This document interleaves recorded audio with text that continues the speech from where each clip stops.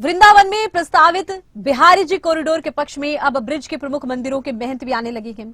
श्री बांके बिहारी जी के भक्तों के साथ महंतों की ओर से कॉरिडोर का समर्थन अब मिल रहा है। देखिए।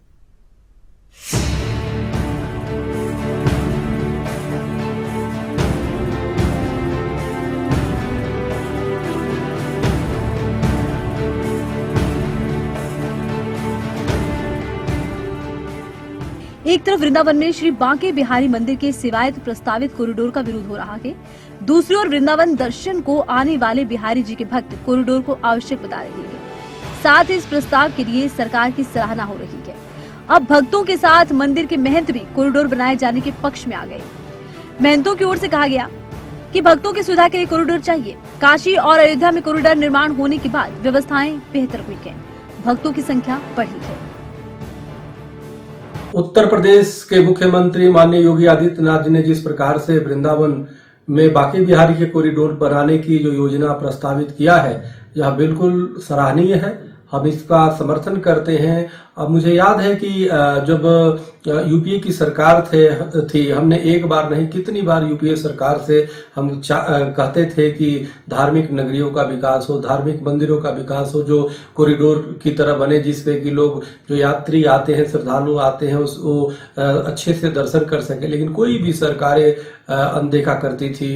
आजादी के बाद से सभी जितनी सरकारें आई, सबने कहीं न कहीं हमारे मंदिरों की, हमारे तीर्थ स्थलों की कहीं न कहीं अनदेखा की है। यह बहुत ही उत्तर प्रदेश के रामकृष्ण की धरती है। सौभाग्य की बात है कि एक संत, एक योगी जो है मुख्यमंत्री बने हैं, जो हम सबके बीच के हैं, और उन्होंने जब मंदिरों के विकास के बारे में सोच रहे हैं तो हमें लगता है उसका सबको आगे बढ़ करके उसका स्वागत करना चाहिए। ठाकुर जी की कृपा से आप सबको और हमें सभी के लिए हर्ष का विषय है कि मथुरा में मथुरा कॉरिडोर बनने जा रहा है। अच्छी बात तो यह है कि जिस प्रकार श्री राम जन्मभूमि में इतना सुंदर, इतना भव्य डेवलपमेंट होने के कारण ये अयोध्या नगरी श्री धाम अवध बहुत ही ज़्यादा आकर्षक, मनमोहक और दार्शनिक, साथ ही साथ आर्थिक व्यवस्थाओं को देखते हुए, व्यावसायिक व्यवस्थाओं को देखते हुए और धार्मिक व्यवस्थाओं को देखते हुए आज देश की धार्मिक राजधानी बन गया है। इसी प्रकार हमारे राम जी के बाद अब भगवान कृष्ण की बारी है। कृष्ण भगवान को अपनी जन्मभूमि पे इसी प्रकार की सुंदरता, सौंदर्यता और आकर्षित व्यवस्थाओं को सुनिश्चित करना है, ताकि उनके हर जन, जो जितने भी लोग जो प्रभु को अपना इष्ट, अपना ठाकुर, अपना सब कुछ मानते हैं, जो लोग कृष्ण जन्म स्थान को फिर से एक नए स्वरूप में, एक भव्य स्वरूप में देखना चाहते हैं, एक भव्य कृष्ण जन्मभूमि को देखना चाहते हैं, उसी प्रकार हम सब के लिए मथुरा में जो कॉरिडोर बनने जा रहा है, उसके लिए सभी संतों के लिए बहुत ही हर्ष का विषय है। इधर ब्रज दर्शन को आने वाले भक्त बिहारी कॉरिडोर को लेकर काफी उम्मीदें बांधे हुए हैं। सरकार की पहल को सभी जल्द ही पूरा होते हुए देखना चाहते हैं। दर्शन को आए लोगों का कहना है कि विकास सभी तीर्थ स्थलों पर हो रहा है, तो वृंदावन इससे वंचित क्यों है, लेकिन यहाँ की पौराणिकता भी कायम रहनी चाहिए।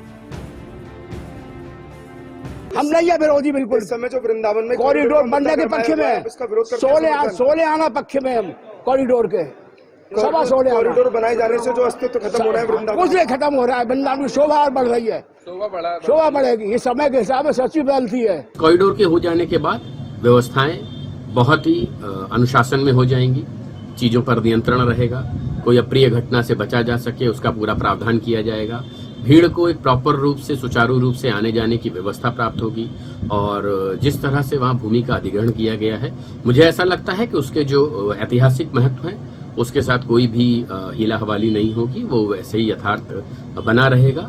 तो मैं सभी को शुभकामनाएं देता हूं, खासकर हमारे प्रदेश के मुखिया माननीय योगी आदित्यनाथ जी को, कि उन्होंने इतना बड़ा, जितने सालों से आ रहा ये एक प्रोजेक्ट है जिसको उन्होंने पास किया वहाँ, और धन्यवाद देना चाहूँगा हेमा मालिनी जी को जो इसके समर्थन में खड़ी रही, और मैं चाहूँगा कि सारे बांके बिहारी के भक्त बहुत अच्छे से दर्शन करें। आज के समय के अनुसार वृंदावन में कॉरिडोर की काफी ज्यादा मांग है। सड़कें चौड़ी होनी चाहिए, श्रद्धालुओं के लिए सुविधाएं बढ़नी चाहिए। यहाँ की छोटी गलियों से लोगों को परेशानी होती है, सुविधाओं का अभाव है। कॉरिडोर बनेगा तो भक्त भी बिहारी जी के दर्शन आनंद पूर्वक कर पाएंगे। ब्यूरो रिपोर्ट, खबरें अभी तक।